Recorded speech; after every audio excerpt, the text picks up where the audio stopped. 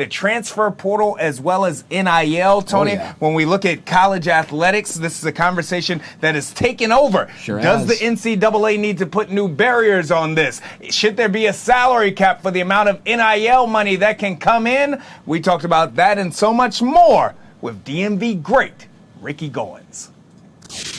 And here now that's more about this topic. We are talking about a local legend, one of the best to do it, hoop all-stars in all of the DMV now, devoting his time to helping student athletes both on and off of the basketball court. CEO of R&R Advisory Group, Mr. Ricky Goins is in the building. Ricky, thank you so very much for taking a moment with us here today, bro. Thanks for having me. All right, so I want to get started right now with everything going down with R&R Advisory Group. Of course, this is a project that you also work with Kareem Rush on. How is this something that you got started on, and why did you all lead down this path? Well, I've been working with kids in their college journeys for a long time, whether it was helping kids through the transfer process before the portal, being able to having to get releases, get permission from their college coaches to leave. I would always advise them how to go about getting their releases. From there, actually, Bruce Shingler, who's a coach at the University of Maryland, approached me and said, Rick, I think you'll be real good in this NIL space. Sort of connecting a little while later with Jameer Young when he was at Maryland to assist him with some things.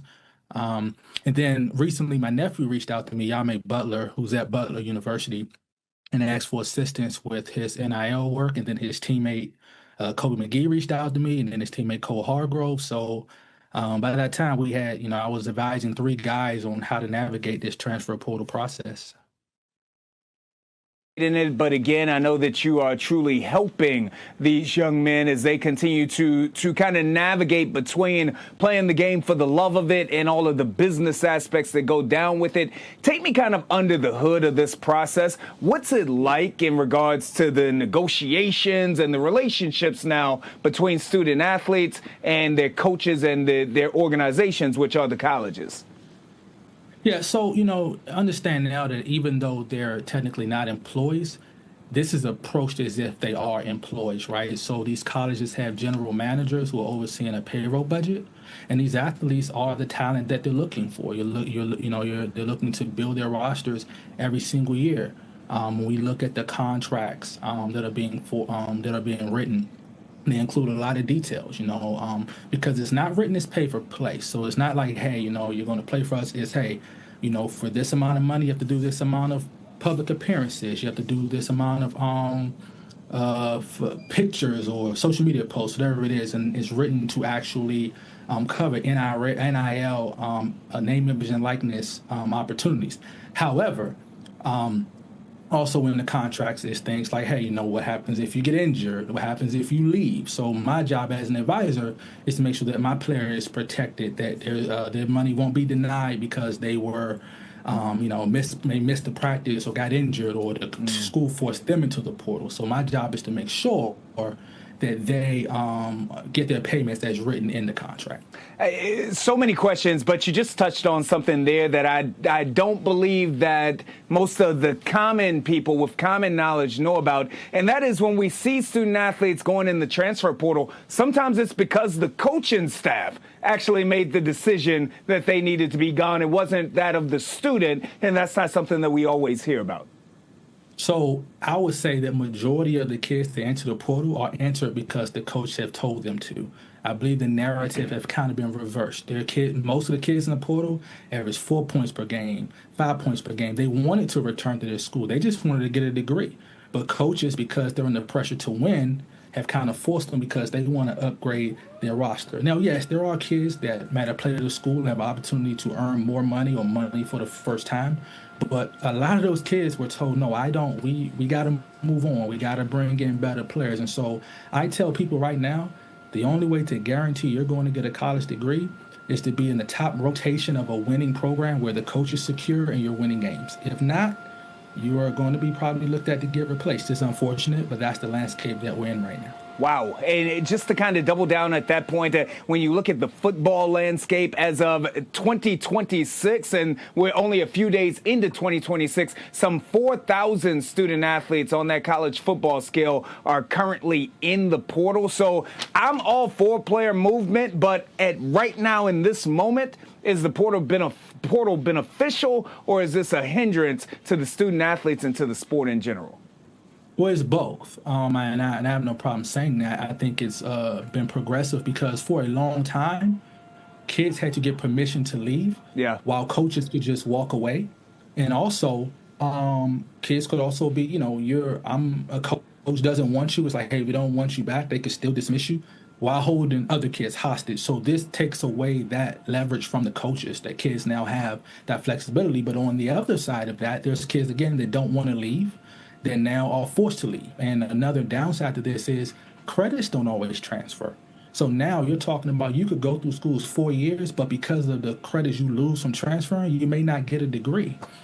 So, it's a matter of understanding that you're progressing through college, and it's going to be based off of your productivity and finding the right fit. And that's where guys like me come in. And speaking of football, I'm now bringing on Josh Morgan, the former Redskin, to come run the football side of our R&R group. So we'll be definitely jumping in there and to help football players as well now.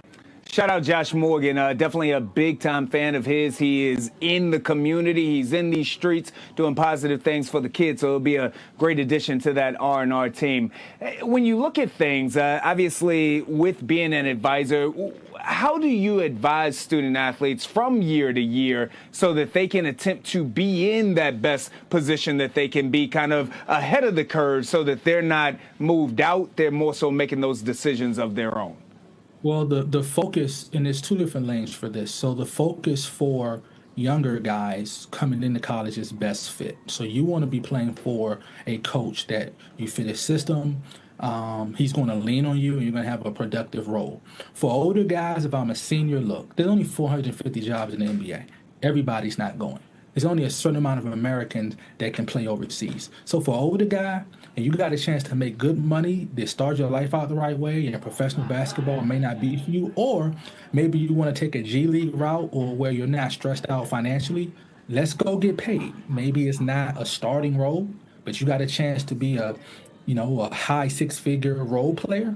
Let's explore that. So it's all about how you project yourself. And my goal as an advisor is to understand the landscape, understand the skill set of the player, utilize my relationships I have with college coaches to be able to paint this picture for these kids and these young adults so that they can make the best decision for their future long term.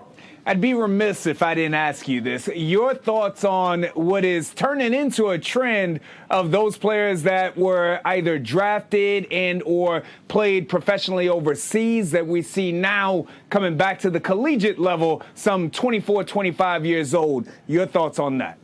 This is one of my favorite topics. I know people are outraged, but let me say this. Nothing you're seeing is illegal.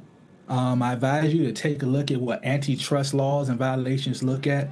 A lot of the rules the NCAA has put in place for the last 40 years are just not legal, right? And so when these things go to court, they're losing. The judge is saying, hey, on what legal basis can you deny a kid the ability to be eligible? On what legal basis can they only play 4 years? On what legal basis can they only be compensated X, Y, Z? Even to a point where now, hey, not being eligible for college because of your GPA in high school is now something that's going to be challenged in the court of law. So my advice is, if you want to see some resolution to this, let's allow the players to have employment status. Let's allow collective bargaining. Let's allow a union. Then we can all come to the table, the advisors, the players, the NCAA, and say we agree that only 4 years. However, revenue share is going to be higher than 40%. But, the NCAA wants to have their cake and eat it too. They want to deny those rights that's given to us while also profiting and keeping majority of the profit. And that's just not going to stand up in the court of law. I tell you what, Rick, I am definitely going to clip this and get it all out on social media. There's a lot of people that's going to want to have conversations with you, and I know that you don't shy away from none of them. So I'll be happy when that gets out there. Listen, I get it. Again, before any of this went down, I have always been in favor, been an advocate of student athletes making money. I played college football, albeit not very well. I know those long days, 6 o'clock in the morning till 8 o'clock at night for a majority of the year, all the sweat, the blood, the equity, all the money that is made off of them. I love the payment. I love the ability to be able to transfer, especially when a coach leaves, etc. But college athletics as a business, are we losing the personal connection between the student athlete and the coach? We see so often, we hear so often that coaches are more than a coach. They're father figures, they're uncle figures. This is your family. But now it feels like this is just business. Well, I mean, that's one of the, unfortunate parts of this. You do kind of lose the opportunity. You would look forward to playing for a coach for 4 years and continue that relationship. But we got to be honest here, where did this start, right? I'll point to a certain space. When George Mason went to the Final Four in 2006, a local team, that's when AD started saying, wait a minute, if George Mason get to the Final Four, I should get to the Final Four. So now coaches are under so much pressure to win that they have to sacrifice things and able to put together a competitive roster year by year. You see coaches now getting fired after 1 year, 2 years, because they haven't produced the roster that athletic director or that president expects. They've raised this money, and now with NIL in the picture, if I'm going to raise and we're going to pay $20 million in revenue to our players, we expect results. So unfortunately, maybe we can call it collateral damage or, ill intent, whatever consequence. But that's just the reality. But at the same time, you now get to experience a lot of different schools and make different connections and with different alumni. So, that's the trade-off to me.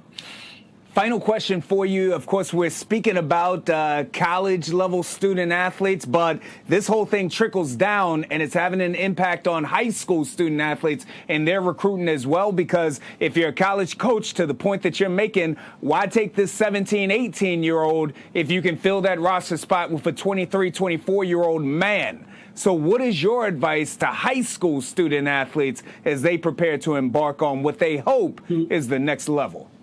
My message to high school kids is the goal is the same, the path has changed. You might can't walk right into a D1 now, but guess what? You can go to a D2, to a JUCO, and get the same opportunity to earn and to create a market for yourself and to be recruitable. I know being in the DMV, we expect everybody to go D1, D2. That's just not the landscape right now. But at the same time, you got to be good enough. When we look at the Jordan Smiths and those guys in this area, they're not having a problem with it. They're that good.